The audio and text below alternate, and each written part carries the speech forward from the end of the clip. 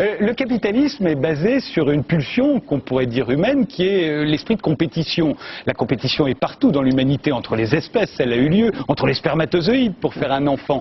Et c'est ce qui lui donnerait son côté naturel. Quel serait le côté, d'abord, est-ce que vous êtes d'accord avec ce côté naturel, et quel serait le côté naturel du communisme dans son idée, pas forcément dans l'application qui en a été faite jusqu'à présent? Oui, je pense qu'une grande force de l'idée communiste, c'est précisément qu'elle rompt avec l'idée d'un destin naturel de l'espèce humaine.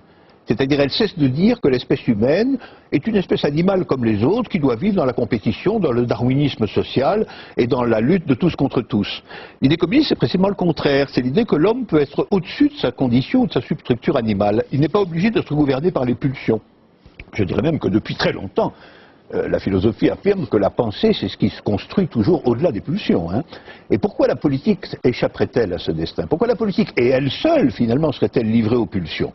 Ça, je crois que c'est une aberration. Et si l'idée communiste, qui a maintenant plusieurs siècles, s'est affirmée, puisque l'idée communiste apparaît avec Platon, elle apparaît donc dès les origines de la philosophie, c'est précisément en tant qu'idée qui nous affirme qu'il est possible que l'espèce humaine suive un autre destin que les fourmis ou les grenouilles. Communiste, sur laquelle on va revenir effectivement, puisque c'est le thème de ce livre que vous sortez le 17 avril. Mais pour en finir avec le capitalisme, pour vous, c'est quoi le capitalisme? C'est uniquement, c'est réduire, c'est l'intérêt de quelques-uns, vous pouvez pas le voir comme ça. Non, mais le capitalisme, c'est un système complexe d'organisation de la production, qui, malgré tout, en dernier ressort, considère que le moteur le plus efficace de l'organisation de la production, c'est l'intérêt privé.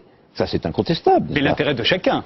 L'intérêt de chacun, non, pas du tout. Pas l'intérêt de chacun, l'intérêt d'une petite oligarchie. Après quoi, on nous affirme que l'intérêt de cette petite oligarchie va faire le bonheur général. Mais ça, c'est pas prouvé.